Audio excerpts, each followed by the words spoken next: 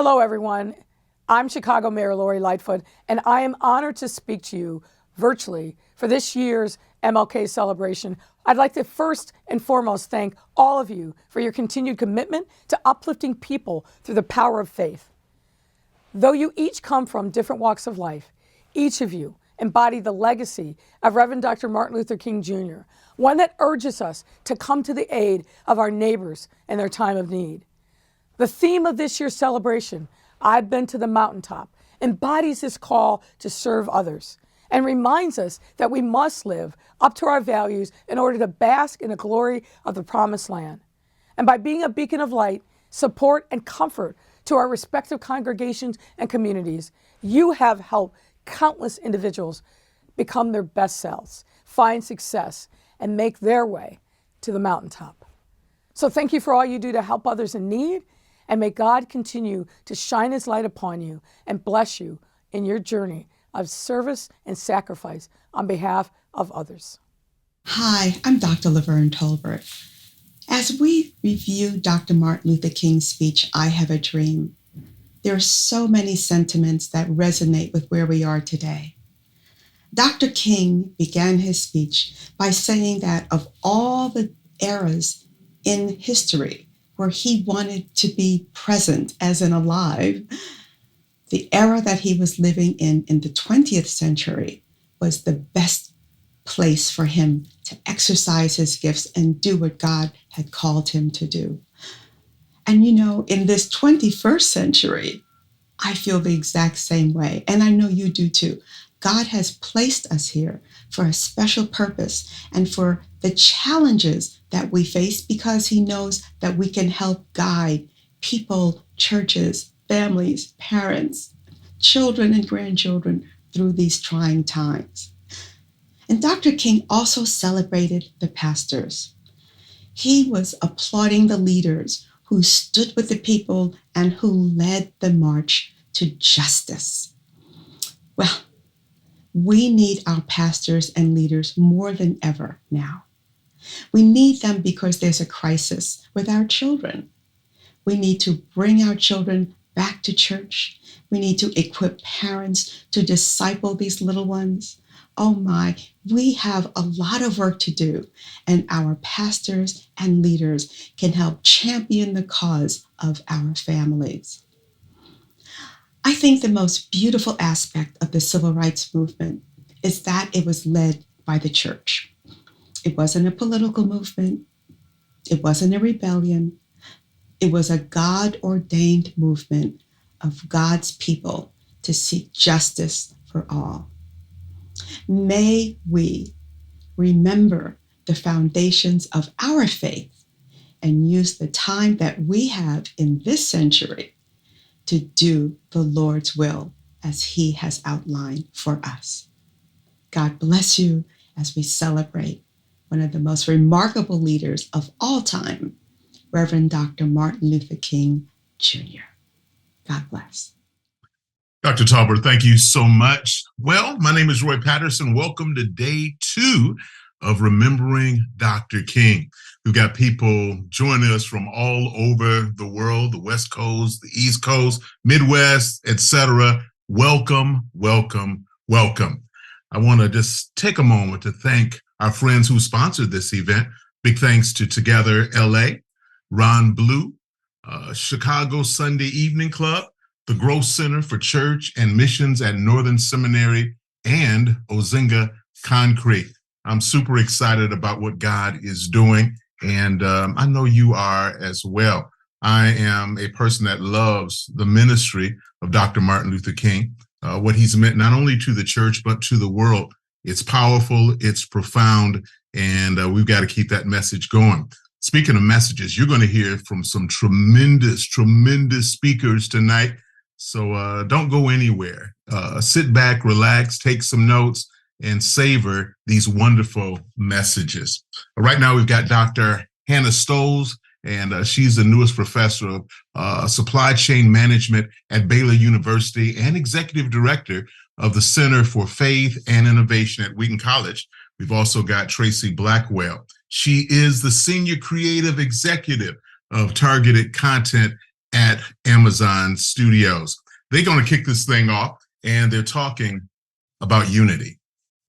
I think the place that we all meet is a place of humanity. And we need to spend more time really thinking and talking about that, because at the end of the day, no matter what color you are, what culture you come from, what gender you are, who you love, any of those things, we meet at the space of humanity. We all want joy in our lives. We want to be healthy. We want our families to be healthy. We want our children to be taken care of. We want our parents to be taken care of. We want to be able to pay our bills. We want to be able to go to the hospital and have health insurance and not worry about whether we're going to go broke paying those bills back. We want affordable prescription drugs, like all of the things we want, all of the things, we want our families to thrive. We want our children to go to school and be safe. We want to get pulled over by a cop because maybe we were speeding, and not literally go into a panic attack because you're worried about whether you're going to live through the experience. Young Black mothers want to put their kids in a car and not worry about whether they're going to come home or not because they were harassed by the police. We want basic things. Mm-hmm. We all want basic things for ourselves, no matter where you come from or what color you are. And so if we meet in the space of humanity, we bleed blood if we're cut. Yeah. We are all God's children. So whether you're Democrat or Republican, to me, this is the place. It was like, where did I have to say to some of my friends of a different political, like, where's your humanity? Mm-hmm. I don't understand. We're not serving the same Christ. If you're okay mistreating this person, it's not okay. So, you're too focused on who they marry and not focused on loving them as people. God is not going to ask any of those questions. He's going to ask you how you treated people. Mm-hmm. And so, I think that's the commonality. If you say you're pro-life, are you pro all life? Mm-hmm. Or just in the womb, right? Yeah. If God knew us before we were in our mother's womb, this is from when God knew us until the grave. Yeah. Right. It's not even like inception. It's like if we were known to God before we were even born, it's from that moment to the grave. So if you're going to march for the fight for life, then you need to fight not just for an unborn child's life, but for George Floyd's life too, for that young Black boy to be able to walk down the street and not be harassed and not die on his way home from the 7-Eleven. Yeah. You need to be fighting for that too. And so that's, sometimes I think that's where we get confused. The humanity and the compassion that Jesus had for everybody. He may not have always liked our behavior, but he always loved us. Yeah. That's the point that we need to be focused on. Mm-hmm. And I think that's the part that Martin Luther King was focused on, loving people. Yeah. Yeah. That's really all people. Yeah. Throughout all courses, all phases, and all seasons of life. Yeah. And I do think it's so interesting, Martin Luther King finishes the sermon talking about the promised land. And I love in the history, well, I don't know if I love it, but in the history of Israel, they get to the promised land and they're there and they get their temple built and they become a nation. And, there's the season in Isaiah where it talks about the presence of God. And Isaiah and Jeremiah, it talks about the presence of God left the temple. And it was because they forgot right worship and they forgot to care for the people around them. Mm-hmm. And man, when you think about promised land, like if we aren't loving people and we aren't taking care of people around us, I don't know that the presence of God is going to be all that near. And what does that look like? That's yeah. And they complained. I was reading through Joshua the other day, reading through Acts, like there was a lot of complaining, there was people complained and people forgot.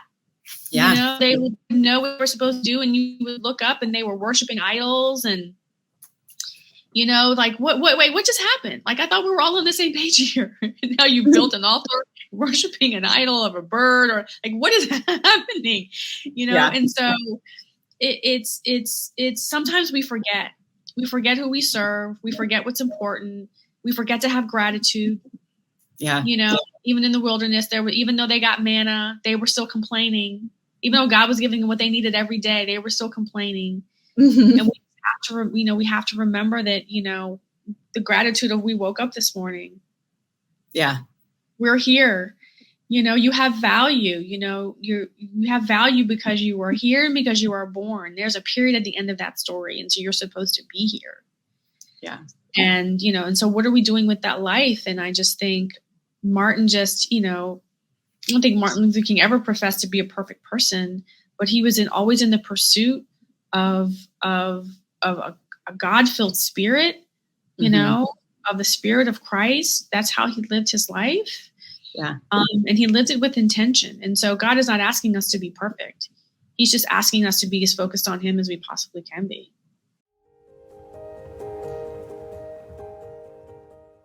Really well said. Really, really well said. Really appreciate what my sisters had to say and the emphasis on not forgetting. I know we're getting a little older and life is moving on, but we can't forget that Jesus said, love your neighbor the way you love yourself. Love is the currency that's necessary for us to obtain the kind of hope, peace, and joy that we all long for. Appreciate their wonderful words and encouragement. Right now, it's time for Andy Crouch. He's a partner for theology and culture at Praxis. When we think about the most exemplary parts of the life of Dr. King, obviously we see this incredible ability for meaningful action, above all as a preacher, because that was his vocation. So as an orator, someone who had the power to use words in a compelling way, but also as an organizer, someone who could call people together and give a sense of what the right next action was. But it always came with the right next risk. And King, there's a book that's influenced me very deeply by Ronald Heifetz called Leadership Without Easy Answers. Many of us will probably know Heifetz's work. And he uses the civil rights movement as a linchpin case study in that book. And he points out that King was very, very careful in how he sequenced the risk. There was a reason he went to Selma, and it was actually to increase the risk to the right level, because there were other cities that actually would have changed their laws without violence. But he went to a place where he'd actually increase the risk, and the police, he knew Bull Connor would respond with violence, and that would actually play an important role. So he had a very strategic sense of what his next meaningful action was and what the next meaningful risk was to call people to.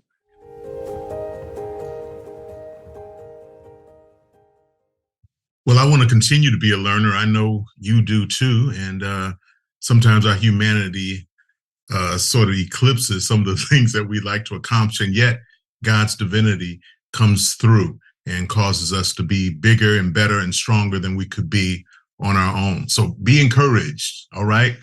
Perfection is not the goal, but being filled with the Spirit and obedience to the will of God is where we've got to go. All right. Hey, our next speaker is Grace Egbo. She's a software engineer at Meta and Facebook. Check her out. In thinking about what to say, the word unity was placed on my heart. Reading Dr. MLK Jr.'s speech on I've Been to the Mountaintop, that's the word that I've kept seeing over and over and over again.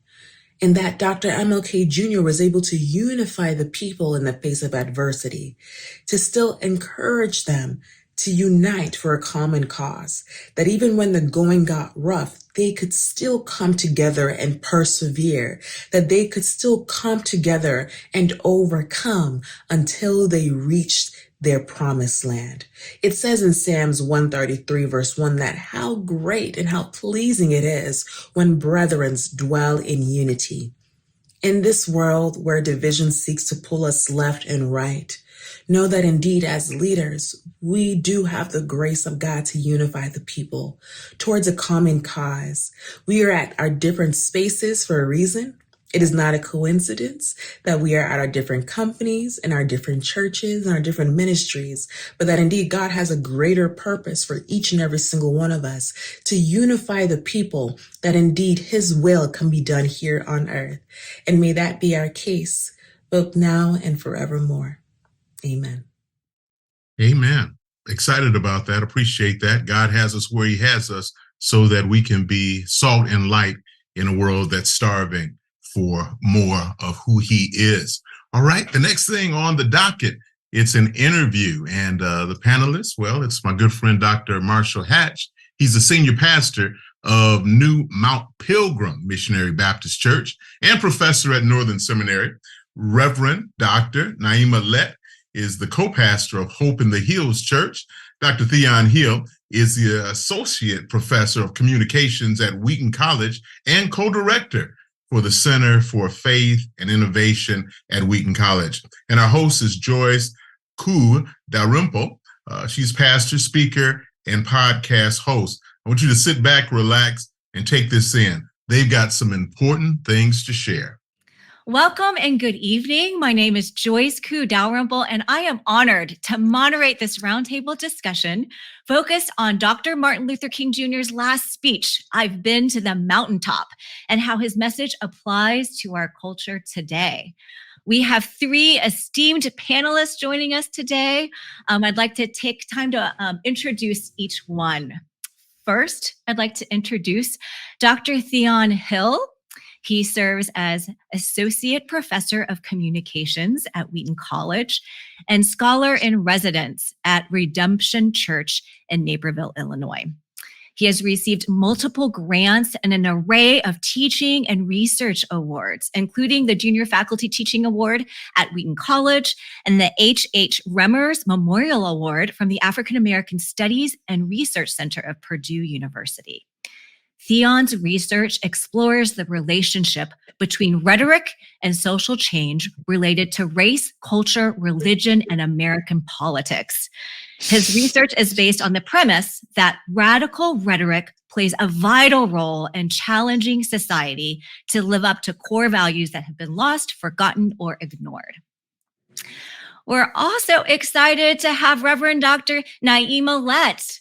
She is an award-winning actor, producer, church planner, educator, and author on a mission to help others find their purpose and follow their dreams while deepening their faith. She is producer and co-founder of Let's Rise Productions and the co-pastor of Hope in the Hills in Beverly Hills, California.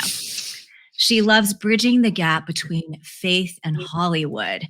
In fact, she has a book series called The Confessions of a Hollywood Christian and a global Hollywood Christian blog. Naima recently became the first female graduate with the Doctor of Ministry in Preaching from Talbot School of Theology.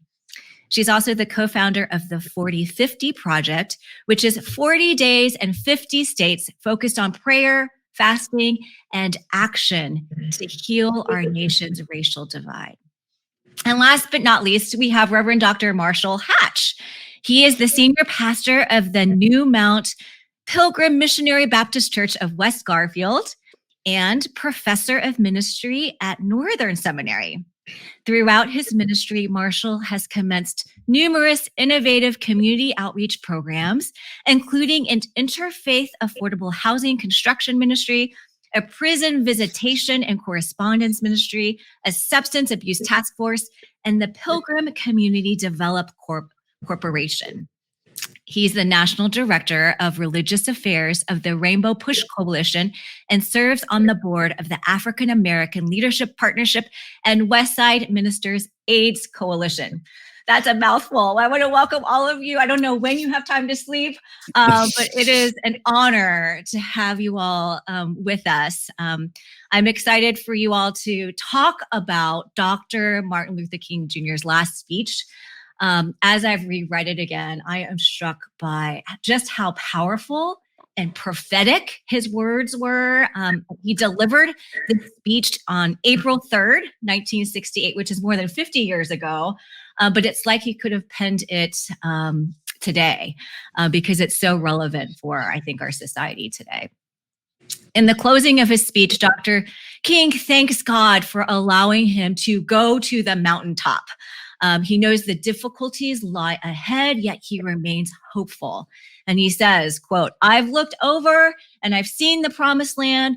I may not get there with you, but I want you to know tonight that we as a people will get to the promised land. Now, if Dr. King were still alive and writing this speech today, do you think he would still say that we have yet to reach the promised land? And what exhortation do you think he would give us? I'm going to start with you, Theon, and try to get your thoughts on that question. Yeah, thank you, Joyce. And thank you for having me as part of this important conversation. If Dr. King were giving this speech today, I believe that he would not find us or locate us within the promised land, because Dr. King really organizes his career around what he calls the triple evils of racism, poverty, and war. And as we consider U.S. society in entering 2023, we're still dealing with a decent amount of racism and the vicious legacy of white supremacy that continually manifests itself over and over again, both in local and on structural levels. I think he would also be deeply concerned about the poverty that we see in our communities, as we see the ways in which the recent recession has widened the gap between rich and poor, and abuses of predatory forms of capitalism have left some with and some without in a system that likes to boast of itself as the richest nation on earth. And then we see totalitarian aggressions in places like Russia, Yemen, and anti-democratic governments trying to suppress democratic liberties. So I think as we look at this, we can certainly see progress. But if I can quote, Dr. King's counterpart, Malcolm would always say, you can't stab a person in the back 9 inches, pull it out 3 inches, and celebrate progress. And so we can see changes from history for sure, but we are not at the promised land yet, as we still have stark inequalities that permeate U.S. culture. Thank you. And I'm going to ask you, Naima, his speech is full of kind of exhortations to keep going, not to give up. What do you think his exhortations would be for us today?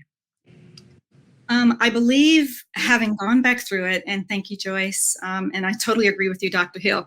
I believe that his exhortations today would be the same as what he said 55 years ago. Mm-hmm.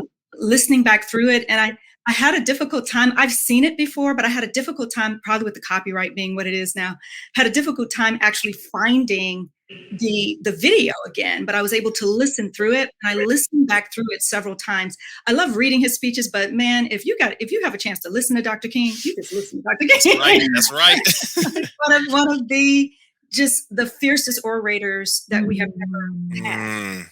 And so as I listened back, what was most sobering for me, and to answer your question, how would he exhort us today? What was most sobering was he's saying the exact same things from 55 years ago that we need to hear today. Mm-hmm. Yes, mm-hmm. Yes. It's the same. We need to operate in unity. Mm-hmm. That was a huge part of what he talked about. The other part, and the most lengthiest, the most lengthy portion, had to do with injustice and how to deal with injustice. And he gave several practical ways, whether that be economic withdrawal, whether that be nonviolence encountering police brutality. It was as if he's still talking to us now. And I think the part that makes my heart literally bust out of my chest is why 55 years later are we having the same conversations? Yes, we have moved things forward, but so much is still the same. Mm-hmm. And how do we begin to actually address that? Right. Mm-hmm.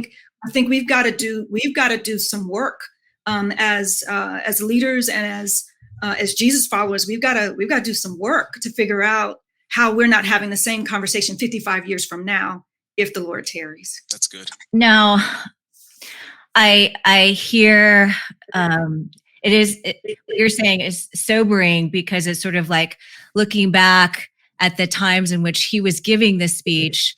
He was very hopeful. We'll get there, and yet I feel like it's harder to keep that level of optimism and that hope, because we've had some legal advances, he saw the passage of the Civil Rights Act, and there has been progress, but I feel like there are certain things that are harder to fight now, because it's sort of like the legislation is there. But the racism is still persists, and the poverty still persists. And I'm wondering, how do you maintain hope? How do you keep fighting what feels like the same battles? With that, with that same vigor. And I'll ask you, Marshall, to address that question. Yeah, this is a great conversation. I want to thank Dr. Hill and Dr. Lett for really laying the foundation. This is almost a speech that Dr. King did not give. Mm-hmm. Right. He actually was going to stay in, but Ralph Abernathy recognized that this crowd was looking for him. And so he actually was ill, and what he'd been going through, the incredible pressure that he was under. And so it's not a written speech. It's a sort of, he meshes together certain themes and storylines. Yes. It comes exactly 1 year, almost to the day, from when he preaches the sermon at the Riverside Church in New York about why I oppose the Vietnam War. And again, Dr. Hill has outlined the triple evils that Dr. King sort of crystallized as at the core, along with race being America's Achilles heel. And so we're really kind of quoting a climax of a message, but it was a message that was not necessarily altogether hopeful that he was delivering in that season of his life. Yes. The sermon that was in his briefcase was Why America May Go to Hell. That was the one that was undelivered for the Sunday that that was coming before he was assassinated. So, we talk about hopefulness, and we've been shaped by these institutions. I think that we have to have some kind of results, some measurables. But the real prophetic spirit that Dr. King preached in, and that night, I was 10 years old. I mean, I didn't know a lot. I grew up in the church, grew up in the missionary Baptist tradition, but I had sense enough to know that the whole setting meant that a real prophet had been in our midst. That it was a stirring, because clearly God had intervened in history. This was a voice. This was a prophet in the Old Testament and in the biblical sense that is unmistakable.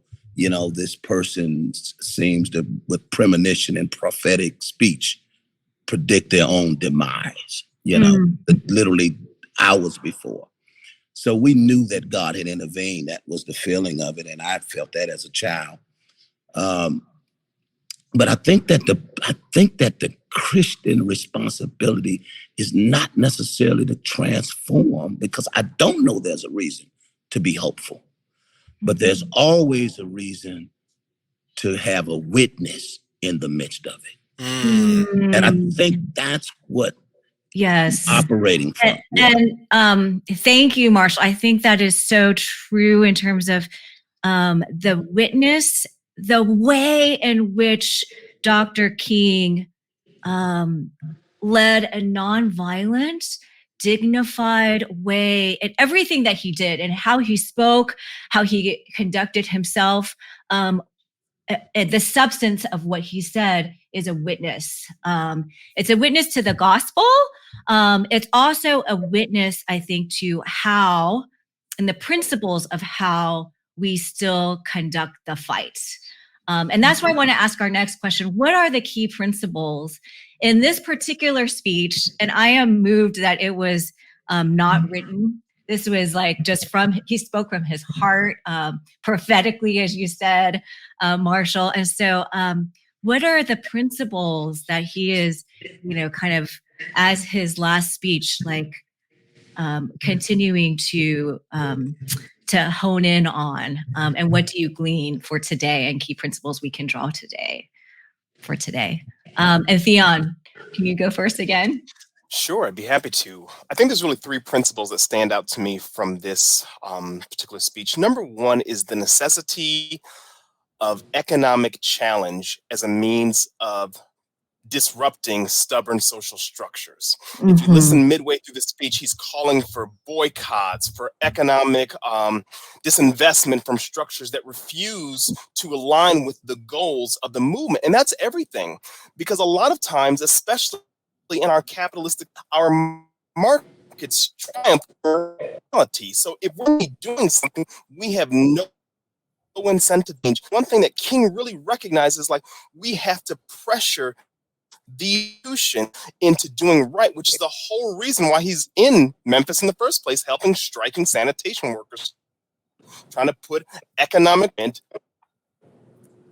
to create fair working policies.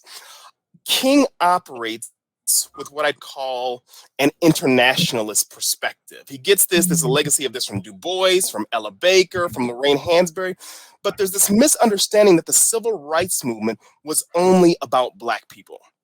And I think that's a faulty assumption that historians have pointed out the flaws in many times.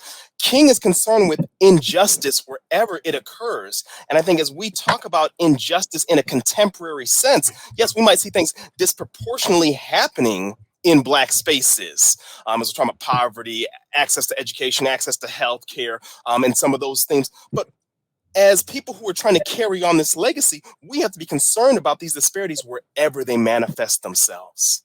And then finally, the importance of racial solidarity. He's saying we've got to stick together, because what I think part of what Reverend Dr. Hatch was even alluding to when he's talking about the speech at Riverside, King is coming under a lot of pressure, not just from white folks in this moment, but also from Black folks.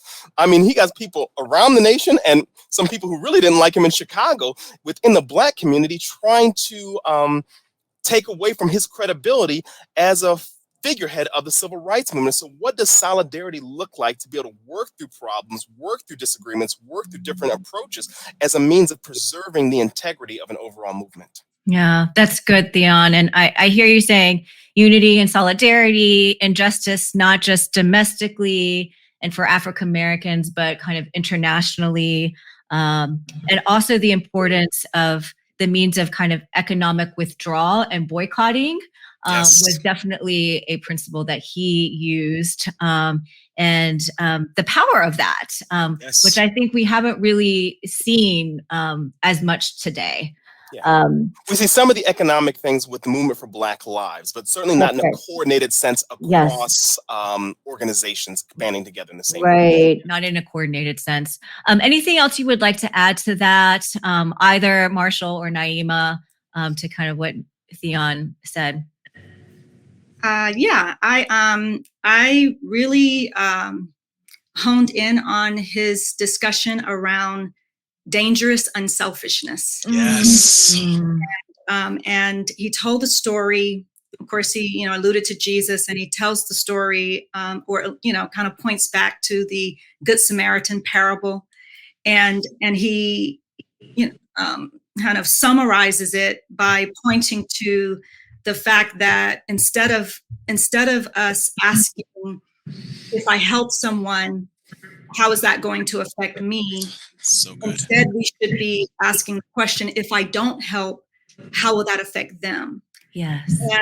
And I think that, to really drive home that point, he then, tells, it's not just I'm telling you to do this, but I'm leading by example. And he recounts the story of how he was stabbed and almost died, right? And I know, many of us will remember that about the sneeze, but I think, in the larger sense of things, he's saying, listen, guys, like I'm saying we should be living this dangerous unselfishness, but I'm willing to give my life, right? And I have my life has almost been taken already. And by the time we get to the end of the speech, he's saying, look, we will probably not get there together, but we'll still get there, right? So, and he had said it before, right? So we know that he had already said in other times, in other sermons, like, I've seen the Mountaintop. Like he said these things before, but because it happened the next day, and then having seen the footage before, I remember after he finished, he almost collapsed. Yes. Right? Remember this? Yes. It was like he had given everything. Yeah. And so you see this demonstration, not just of, I'm exhorting you to this dangerous unselfishness, but I'm living it out, and this is what it looks like. And I believe with all my heart that that's a principle that each one of us, we need to wrestle with in 2023 for what does dangerous unselfishness look like here where I am? What does dangerous unselfishness look like there where you are? Like we're all in the body, so we're all called, and we've all got different gifts, and we've all, there's no competition here. There's enough work to go around for everybody. Yes. Let's see, but there's enough to do for everybody. Like we don't have to fight each other over what piece of this puzzle we need to be pulling at. But I think if we approached it asking, if I don't help, what happens to others, versus a selfishness or a self mentality, or how do I preserve self?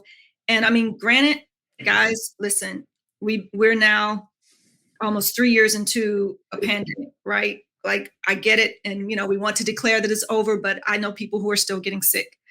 So there's something about the last 3 years that has caused us to go into survival mode. Yeah. We have to look inward, and we have to, there's some self-preservation involved. So I think we're going to have to challenge ourselves this year to come out of that. We're going to have to actually be intentional about asking, how can I help others? Or if I don't help, what's going to happen? Because we've got to really motivate ourselves to join back in a fight that has really never left. Right? Yes, that's right. Yeah. I just want to say amen to everything you just said. That is so good. And that phrase, dangerous selflessness, also just kind of leaped out at the page when I read it. And I think in the moment of time that we're living in, we have such inertia right now of withdrawal from society, from others, just through COVID. And how do we turn our hearts to others and others in need in a way that's, like you said, he lived it in such a courageous, self-sacrificial giving of his life for this cause for others. Marshall, I want to give you a chance to respond as well. What principles have you taken away from this particular speech? Absolutely. I mean, Dr. King is shaped from this tradition that takes Jesus seriously. Yes. And so this is how he sees himself. And he's, as been expressed, he's under incredible pressure. The Vietnam War opposition has really changed the landscape for him. He's running out of friends. Mm-hmm. And there's this tearful footage of him saying, you never understood me. Mm. I told you I was a preacher. You tried to say I was political, but I'm trying to tell you that I'm trying to follow Jesus of Nazareth. And so he is under an incredible pressure. And a lot of that whole fierce urgency of now is what he's operating under. One of the principles is that war is obsolete. You see, that the destructiveness of the technology of warfare has rendered it obsolete. We'll either live together or we'll perish together. Mm-hmm. And so he sees that probably is more true now than it was 50 years ago. Mm-hmm. And I think we're taking very lightly. We're on the brink, with the midnight clock, where nuclear war is actually being discussed. That's true. How to survive it, because that's where this is going. And then, but it is obsolete. I mean, that's the prophetic speech that we're going to have to learn to live together. And we are called, particularly in America, from his point of view, from some of ours as well, to be salt and light in the midst of it, to not be like every other nation, but to be a light to the nations. And then, but the other principle is this, what is Dr. Hill has brought up again and again, this wide disparity between the rich and the poor is absolutely unsustainable politically. It's how revolution comes about. And so it is, that's probably more true now than it was 50 years ago. This wide disparity. So when Dr. King talked about redistributing the pain, which is the way he defined boycotts, using economic pressure to really arm those that are in power and are formulating policy that create the conditions where the poor get poorer and the rich get richer. Mm-hmm. But all of that's probably more true now. This is a very unstable country. And as a preacher, I have a lot of difficulty because people want hopefulness, but I can't cry peace when there is no peace. Mm. And this is a very volatile situation. Mm-hmm. The United States is divided politically in families around dinner tables.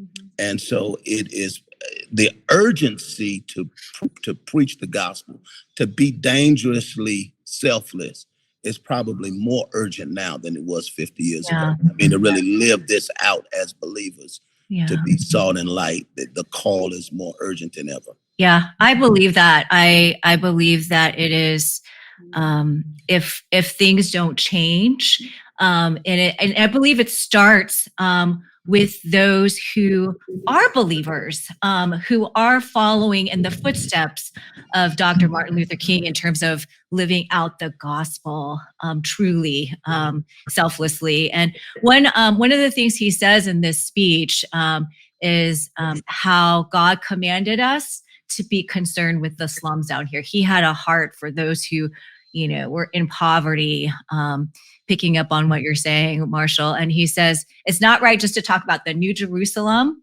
but one day God's preachers must talk about the New York, the new Atlanta, the new Philadelphia, the new Los Angeles, the new Memphis, Tennessee. A lot of the audience that's listening to this right now, they are marketplace leaders and leaders of various industries. And I just wanted to ask you all, what can we focus on practically? We talked about the principles, and now practically to help bring about flourishing, maybe especially on an eye towards those who are still under the oppression of poverty in our cities. And how about I'll start with you, Naima, on this one. Sure. I believe with all my heart that we have to, in terms of practicality, and this is what I invite leaders to do all the time, ask the question, particularly in your city, like, what makes you angry, right? God has given us each the emotion of anger to allow us to know that we're being harmed and to tell people to start harming us. So we need to pay attention to what angers us, and what we're passionate about. And when we can begin to pinpoint that, then we know practically, individually and collectively how we move forward. Now, on a personal level, right now, I'm really concerned about water, right? I'm really concerned about water. I just recently went through, some things where I had to do some research around water. Now, mind you, I'm in what would probably be considered one of the more affluent counties, cities in our nation. And I discovered that our water is not necessarily clean, right? Like there's a certain amount of toxins that are just allowed in the water streams. And pretty much what our governments tell us is, hey, if you have the wealth, if you have the money, then you can pay for other things to clean your water. So you're buying filters, you're buying this, you're buying that. So here's my question, right? So if I'm in an affluent area and my water's not okay, how, can we understand what's happening in Michigan and Jackson, Mississippi? And mind you, now I know tons of ministries that are sending money, and I'm not saying that we stop, money across the world for clean water projects globally. That's right. Let's go. Right?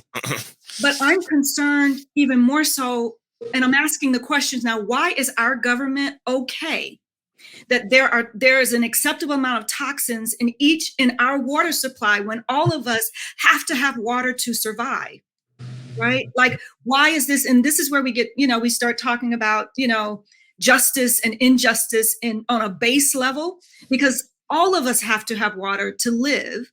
But why have we turned over the responsibility of clean water to corporations that can make millions and billions of dollars because we can now sell you things that can make your water clean? No, clean my water. Yeah, right. That sounds like a basic necessity to me for everybody, for everyone. Clean, yes. You know what I mean? Like, and so I think, yeah, I know we're in Dr. King. I know we're in this space, but I'm going, if we don't have clean water, like across for everybody, for those who are the most poor, all the way up to those who are, like, water is a basic necessity. But to me, it's a larger picture of why, what bottom line, what does our government, our city governments, our state governments, our federal government, what do we deem to be important enough to spend our resources on, and who do we spend that money on? Mm-hmm.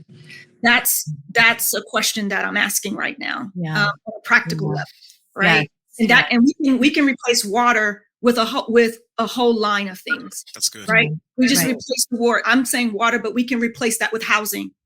We can replace that with job stability. We can replace that. Like, what is it? How are we making the decisions that we're making for life and to sustain life, for everyone? Does that make sense at all? Yes. And I realize this question is a huge question, and you can tackle it in so many different ways.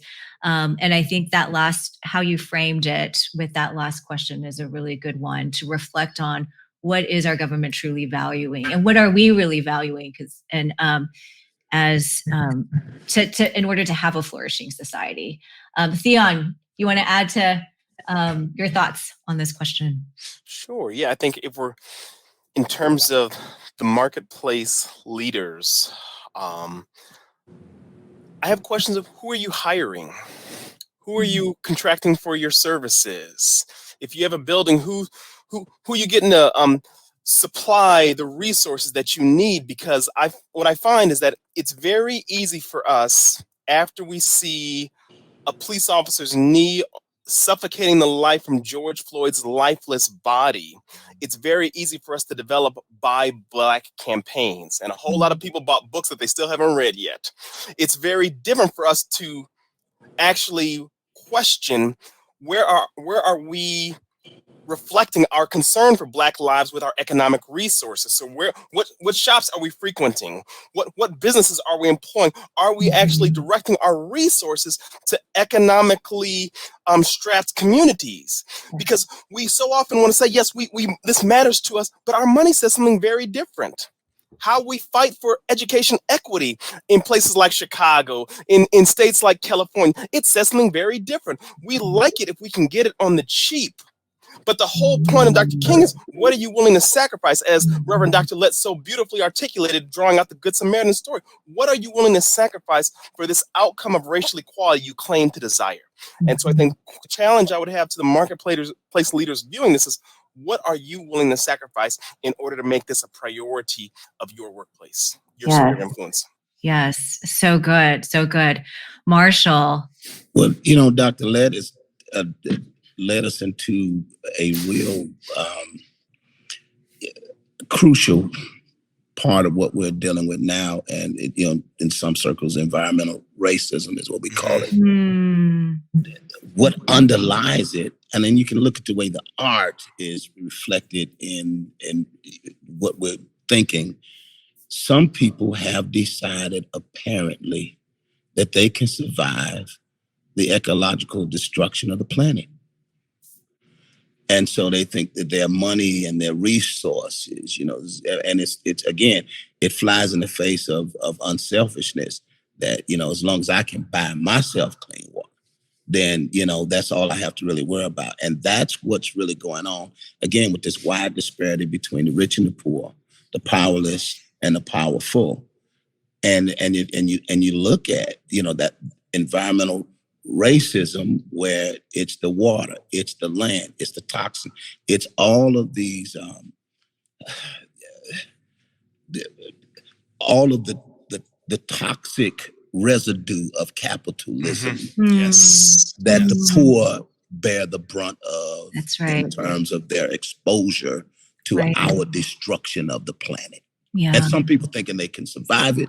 And some people may be thinking they can find a new planet before it's too late.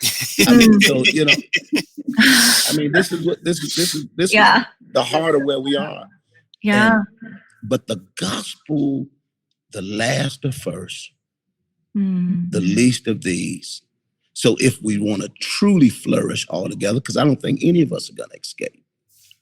But if we want to flourish, we have to make the last first. When the least, when those in the margins are brought to the center of public policy, the kingdom of God arrives. And so the powerful, their existence is dependent upon whether or not everybody flourishes. That is what happens in the garden. In the garden, everything flourishes. Yeah. And sin brings in, of course, not only lack, but conflict. And so the solution is we have to have preferential treatment for the poor, for the powerless, for the marginalized. Bring their interest to the center, and we all flourish. That really is the Jubilee. That's the thing. Yes. Yes. I just want to, agree with that so much. And I think I'm trying to connect some dots and some of the things you all have said in this conversation of unity. How do we have unity? And I think part of it might be connected with this dangerous selflessness. We're not just thinking about us individually and what's best. We're thinking of what's good for those that are on the margins and on the poor. And only then will we all kind of everything rise together. And I think we see that in this speech and Dr. King's emphasis on how we're only going to get there if we move there together. We're all going to get there together, or we're all going to go down together. And what will it take, I think, for people to unify in such a polarized society? Even more polarized, I think, than Dr. King experienced, 50 plus years ago. What is it going to take to unify especially around these issues of injustice and poverty and racism that we're facing? And that's not a rhetorical question, so I'm just throwing that out there. And that, again, is a big question. I'm gonna jump in, Joyce. Can I jump in? Yes, please. And this comes off of the back of organizing the 4050 Project for racial healing in our nation, right? And we started that in 2020. And when you ask the question around what does it take to unify, the whole purpose of the movement was around unity. And we started with the body of Christ, meaning organizing 50 states, but the faith community. We started because we believe that if we can get all of us that are in the body to agree upon the fact that God created all of us in his image, and we should honor one another's lives, right? So we should be on board with eradicating racism and violence born from racism and murder born from racism. That should be like a base common denominator, right? Okay. When I tell you the movement in and of itself, the 40 days of fasting across the 50 states, wonderful. Completely successful. Hands down, God showed up. God moved. I mean, just amazing. But here's what happened. We couldn't get through the election. What does that tell you about the body? And I'm not saying that everything fell apart. What I'm saying is the fractures, the political fractures, are so a part of the identity of God's family in this country, that we can agree that racism is not in God's, is not in God's agenda. We can agree that violence and murder is a sin and not right. Like, we can agree about all of that. But trying to move the movement forward after an American election, let me tell you. So, when you ask how do we unify, my answer is we've got to count some cost. Yes. We've got to count some costs and be willing to put some idols on some altars and get back to who our God really is. Is our God our political parties? Is our God our political figures? Is our God, like, what is our God our racial identity? What at some point we have to be able to, if unity is possible, because the call to unity looks beautiful, right? And I say this as a co-pastor of a diverse church that started with the idea of a church that looks like heaven in a city that looks like heaven.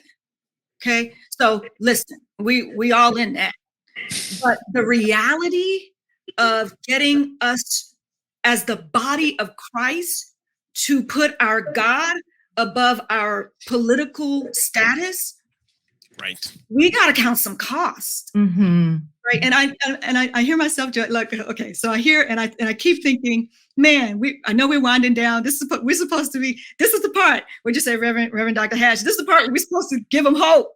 It's like the part in the sermon where you're like trying to culmination.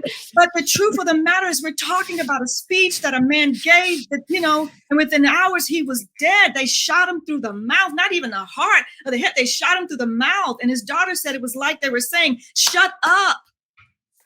Right? Like, the reality is we're he was prophesying and had been prophesying for months. He had been prophesying for years. They're going to take me out.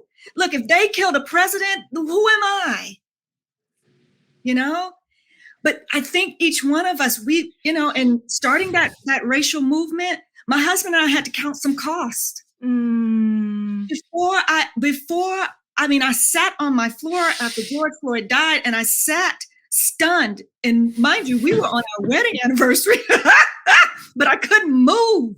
And I was like, but Lord, if you're calling us to do something in this arena, as a person of color in America, you start with, I could die. That's right. Am I willing to lose my life? Am I willing for my house to be bombed? Am I willing for the IRS to come after me? They might not go after other folk. But am I willing for them to use the IRS against me? Am I willing for my phones to be tapped? Am I willing for everything that I ever did to come to the forefront and be used against me? Am I willing for my family to be harassed? Right? Like, you start from that place, and we had to count some costs and go, you know what? I'm gonna go with you, God, right? Because this is not my home anyway. This is not my home. So I'm gonna roll with you. I'm gonna rock with you, and so I think, I believe in what I would welcome each person that's listening to this, whether it's today or even a year from now or 2 years from now, as this lives in the online space. I invite each one of us to count some cost. Do we really want unity, or do we want the facade of unity? As if we really want unity, then we're gonna have to put some things on the altar and sacrifice. We're gonna have to sacrifice some idols. Yeah. And that's when you know if you have idols or not, is if you're willing to sacrifice, like that is when you know that you're talking about kind of identity, and our identity as Christians, whether the political identity is primary, than our identity as a beloved child of God, in whom we are a part of this family. We are brothers and sisters in this family that is thicker than blood. So it's sort of like, what are our idols? And I thank you for calling that out. I thank you so much for calling that out.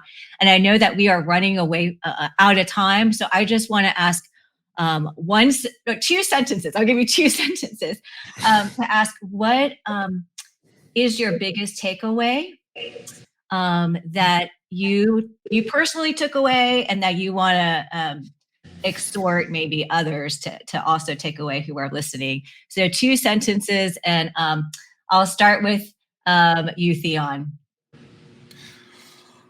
I think the biggest takeaway from this speech for me always comes back to finding something that you're willing to die for, and then living for that every day.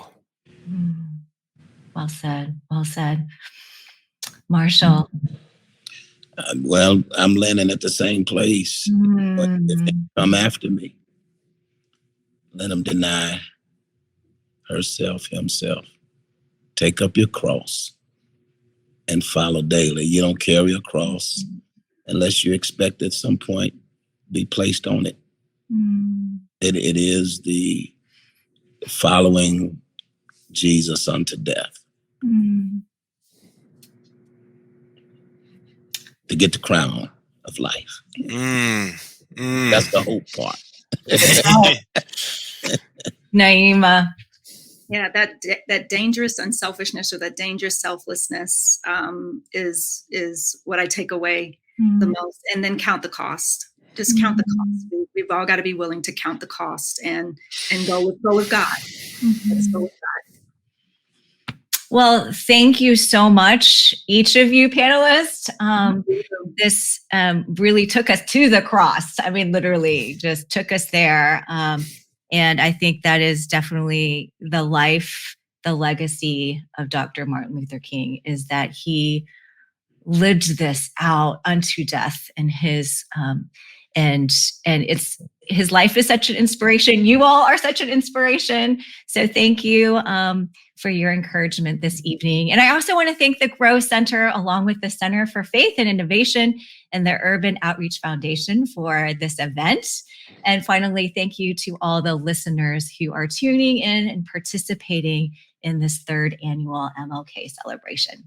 Thanks for being with us. Amen. Bless you. Thank you for having us. Wow. What an amazing interview. So much in there. I'm really resonating with the statements about idols. It's easy to set up idols in our lives. We want to be comfortable. We want what we want when we want it. And God really wants us to follow him. You know, in John chapter 6, Jesus said, unless you eat my flesh and drink my blood, you really can't follow me. And the people were so upset, they left him. And Jesus turned to his disciples and said, are you leaving me too? As if to say, I'm going to tell the truth, whether you like it or not. I believe as followers of Christ, especially as we look at the ministry of Dr. Martin Luther King, we have to say to the Lord Jesus, I want to do what you want me to do. No matter how uncomfortable it is, no matter what cost I have to pay, I'm willing to tear down idols and march forward in your precious name. Hey, I want to stop and thank the sponsors today. It's such a blessing that you guys have done what you've done to support this particular program. Big thanks to Together LA, to Ron Blue, to Chicago Sunday Evening Club, the Growth Center for Church and Missions at Northern Seminary and Ozinga Concrete, and all of our sponsors. For you to do what you've done has been absolutely amazing. Thank you. All right. We're going to continue now with the leader of Resource Global. It's Tommy Lee. He's a dear friend. He's the one that pulled all this together. I appreciate this brother. I love this brother. He's going to talk to Ann Snyder. Ann Snyder Brooks. She is the editor-in-chief of Comment Magazine. Check this out. Well, here I am today, Tommy Lee here, welcoming Ann Snyder, editor of Comment Magazine. Before we start, I'm going to ask you some reflections on Dr. King's final sermon. I'd love to hear a little bit about you, Ann, and what you do. It's so good to see you, Tommy. I run a magazine called Comment, which is a journal of public theology for the common good. And we basically try to bring the riches of 2,000 years of Christian social thought to the reigning kind of pain points and and opportunities in our culture today, specifically in the North American context. We do that through essays and stories and poetry and photo essays, a podcast, and we really try to both make some arguments about the nature of the good life and what's needed today, and we try to do so invitationally, but hopefully a bit prophetically, and just serve the broader society. Like we are allies to the church, but we feel like we're sort of trying to serve all of civil society. Wonderful. And this week we're celebrating the birth of Dr. King. And 3 years ago, when we first started doing this, we talked about I Have a Dream, his most famous speech. Last year, we talked about letters from a Birmingham jail.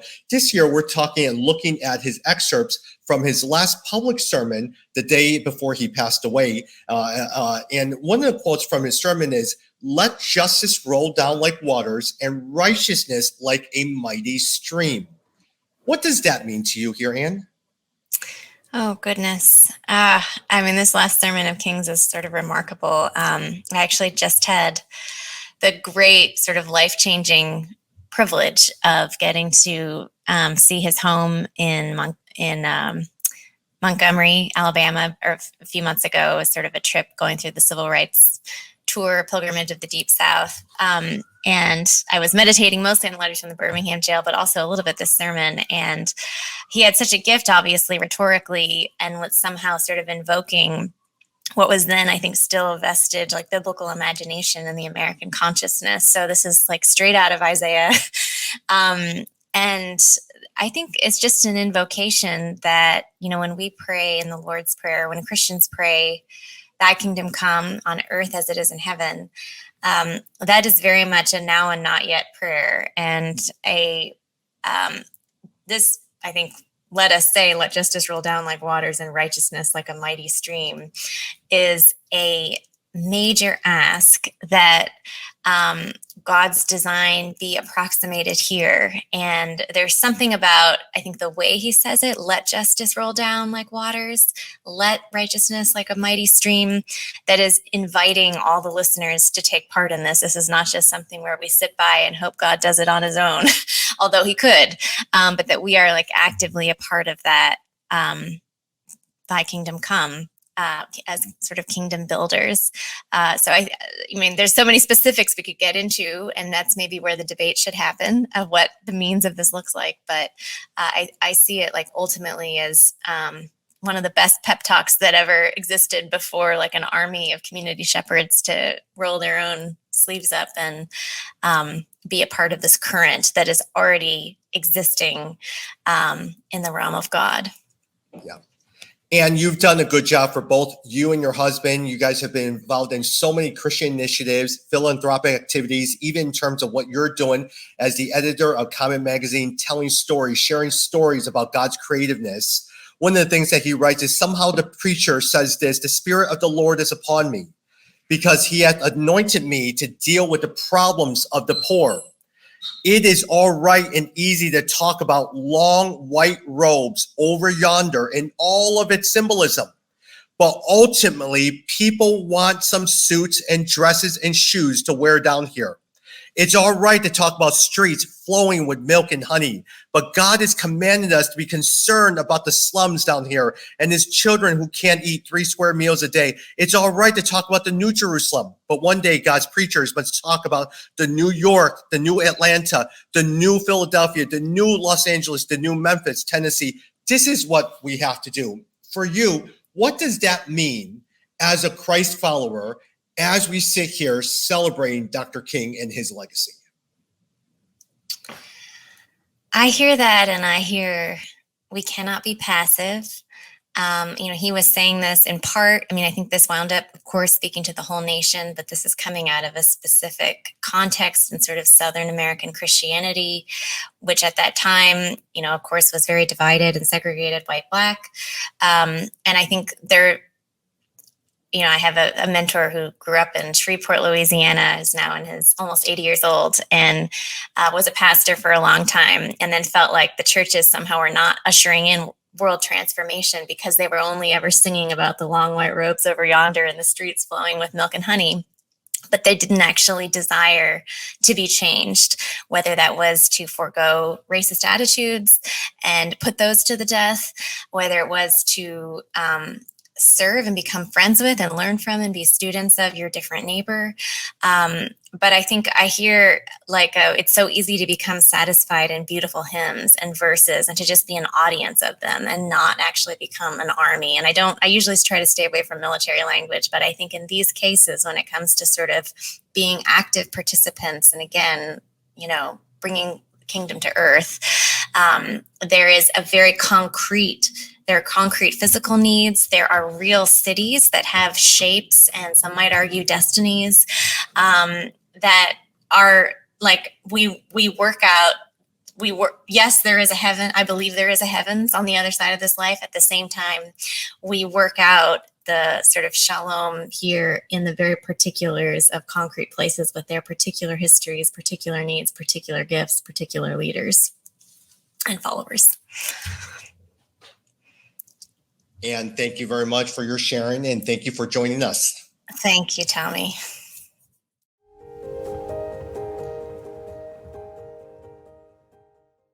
Really well said. Really, really well said. I want to see God's kingdom on earth the same way it is in heaven. We've got some work to do. Hey, our next speaker is Leslie Taylor. She's the CEO of Plan A, Executive Coaching and Business Consultation. And she has a personal reflection to share right now. With 47 years of lived experiences, I think I get it. I think the most important organizational value is love, and it's love in action. And I speak to you from a place. I see I'm a leader, and I am broken, I am breaking, and I will break again in the future. But I've embraced an intentionality that I am healed, I am healing, and I will heal again in the future. And see, when we have a value of love in an organization, it's our opportunity to be able to take those parts of us that have struggled, that have hurt, that have won, that have overcome, that have accomplished, and bring that into an organization so that people can feel loved. You see, a lot of times we don't use the word love at work because it feels like it's uncomfortable. But what's uncomfortable is walking into a loveless environment at work. To walk into an environment where you don't feel valued, where you can't express your ideas, where if you make a mistake, you will be reprimanded in a way that is not helpful and growing. You see, as we begin this journey into healing our own pain, it strengthens us as a leader so that we can strengthen our organizations. When you have an organization and a team that is built on the value of love, the love-filled teams, this is where creativity flourishes. This is where innovation abounds. This is where people are connected and motivated and energized because they're able to operate in those unique gifts and talents that each one of them has been given. And so your role as a leader is to build this organization that is driven by the value of love, and to do it, 3 things you do. First off, enroll in coaching and counseling to deal with your own hurts and hangups and patterns and habits and behaviors that are getting in the way of you building teams, building organizations based on love, love in action. 2, do an organizational analysis. And you're going to use 1 Corinthians chapter 4 through 8. This is a framework by which you can analyze your organization. You're going to look at individuals, teams, procedures, services, and products, and evaluate it through the framework that 1 Corinthians chapter 13 is offering. And you're going to determine those areas in which you can actually create a KPI, a key performance indicator, a love index. Use this love index, add it to your strategic plan. Make it something that is actionable, that is measurable, something you continue to grow in. You see, you've got mountaintops to reach. You've got promised lands to view. And that vision gets magnified. That vision gets owned. That vision gets delivered on when you use love as your primary organizational value.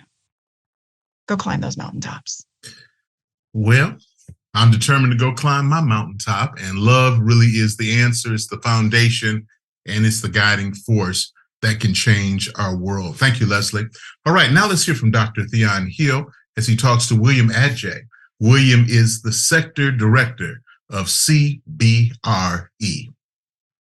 The night before Dr. King died, he gave a very memorable address that's been titled, "I've Been to the Mountaintop."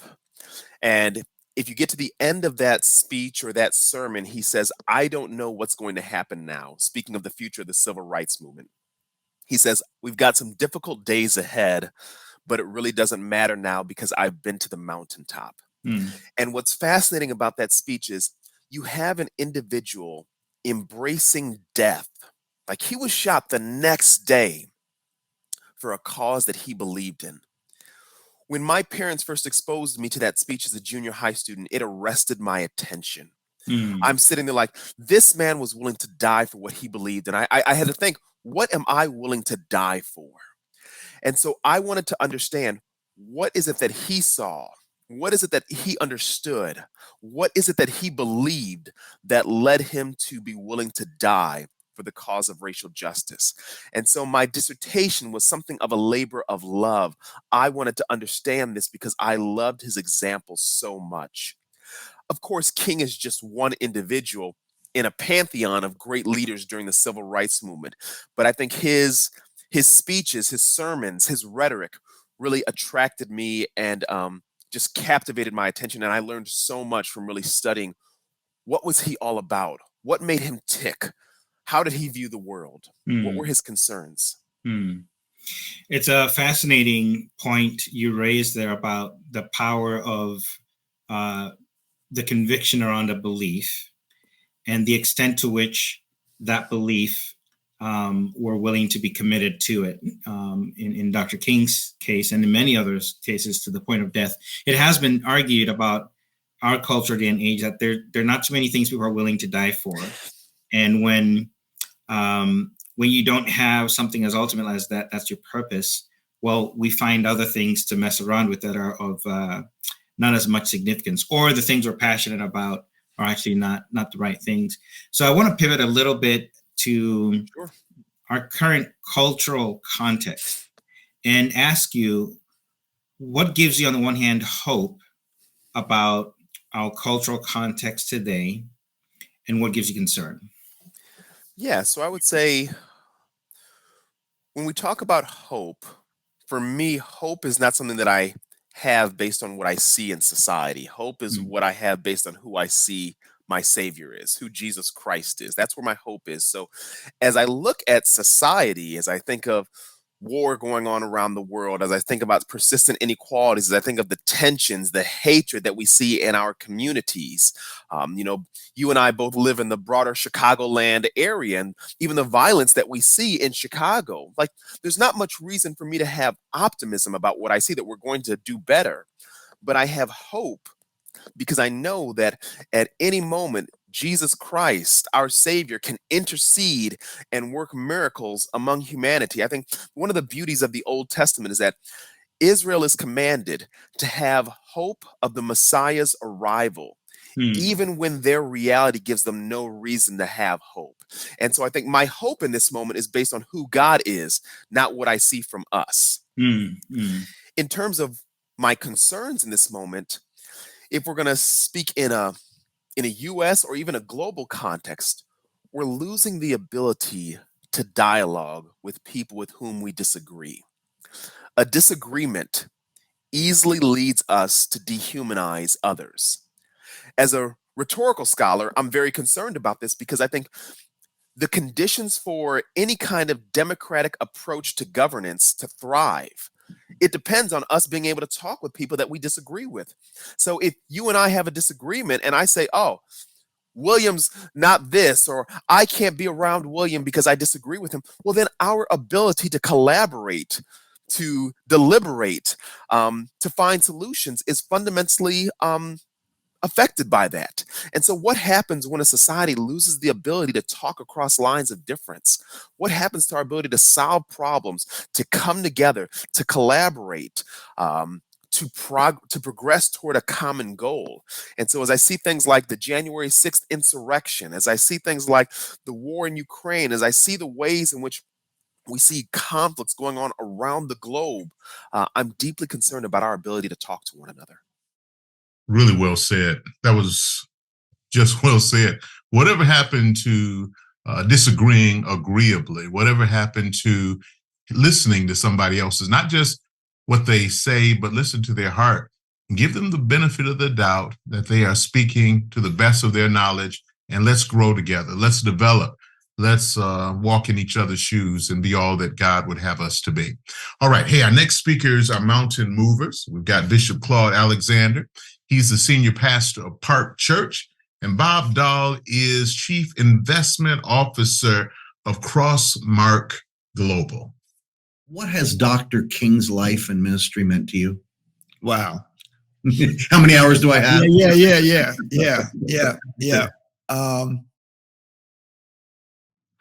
So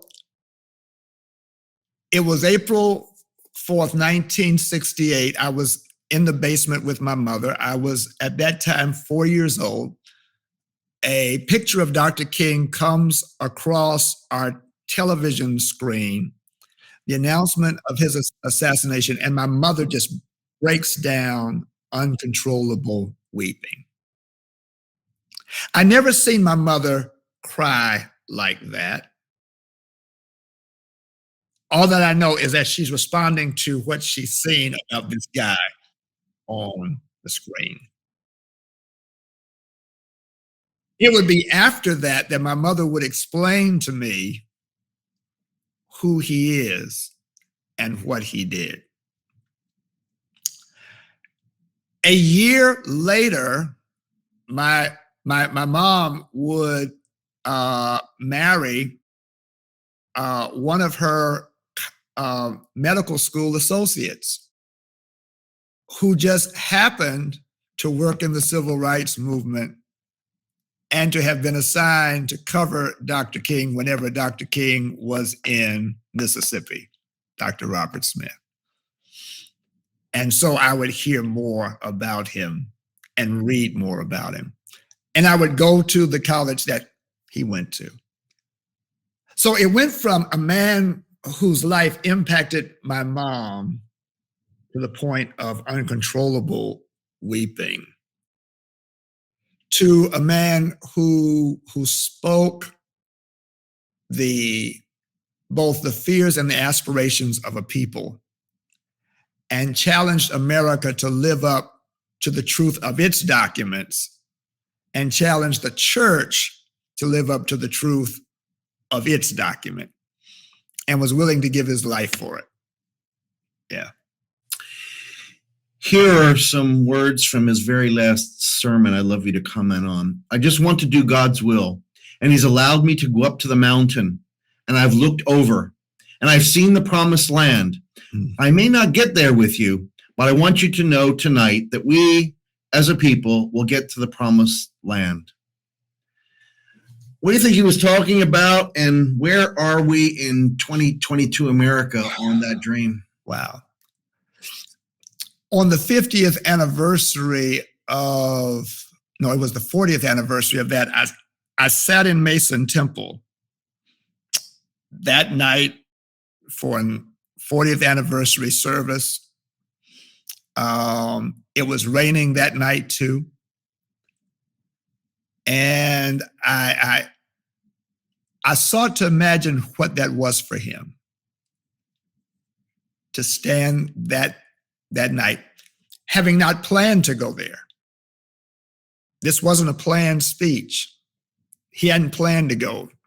He was pulled into being there that night. And God took him to a place. It was and still remains an aspiration of freedom, full inclusion. Yes, we have made progress, and yet there are sentiments that are still alive, which he sought to eradicate. Well said. Let me press this one step further. I'm obviously a white guy. Mm-hmm. As a white Christian, Claude, what do I need to learn and what do I need to do? Well, number one, to know the history so that you're able to make connections to what is seen in the contemporary moment. The second thing is to be willing to stand in the tension and be willing to experience disequilibrium and discomfort. Oftentimes, there is the fear of discomfort that keeps one from either standing in the tension or making a statement. And so it's the courage to be willing to stand in the tension. And when you have the opportunity to exercise your agency of amplifying and extending, being willing to give your voice. Great encouragement and admonition. I'll not forget on the recent anniversary, being in DC, visiting our daughter, and I said, I'm going to go to both Lincoln and King's memorials on the mall. And I read both of them. Of course, Lincoln doing much for people of color compared to lots of other people, and then Dr. King doing all the wonderful things we've just talked about. Mm-hmm. That was a poignant moment for me, Claude, and I did realize some of the things you just said. You just can't sit there and watch it happen. You've got to be involved when God puts moments in front of you, and he does. Mm-hmm. Mm-hmm. Yeah. Wow. Really, really well said. Appreciate what those brothers had to say. I just want to pause and say that Dr. King was not God, but he was used by God in some very, very trying circumstances. Well, I'm not God. You're not God either. But that same God who used him can use you. He can use me. And maybe, just maybe, there's some uncomfortable moments, uncomfortable days, uncomfortable months or years. Everybody that is a world changer has gone through moments of decision. Will I serve my own purpose, or will I be a blessing to others? And will I be obedient to the cause of Christ? My hope and my prayer is that this evening and yesterday, both days, have spurred you on to look beyond comfort and to look at the cross and to look at being a blessing to your brother and to your sister. Well, thanks for joining us for the celebration of the life and legacy of Dr. Martin Luther King Jr. It's been 3 years of honest reflection and inspiration. We've seen growth and meaningful connections. Before we go, I'd like to give you an opportunity to come alongside entrepreneurs with 4 to 5 employees. A generous donor has provided $15,000 as a matching gift. Your gift of $100 becomes $200. Your gift of $1,000 becomes $2,000. You are helping people, not just to learn more or to experience more, but to grow more. You are sowing into someone else's life, and I believe in turn they'll sow into the lives of others. This is how you do it. Go to thegrowthcenter.com/MLK 2023. That's thegrowthcenter.com/MLK 2023. Hey, I got to pause and thank my friend Tommy Lee and the Resource Global family for their collective efforts to pull this together. Dr. King said something that I'll never forget. He said, we might not have come here on the same ships, but we're in the same boat now. Let's row toward righteousness, and let's do it with love. I'm Roy Patterson. Have a good night.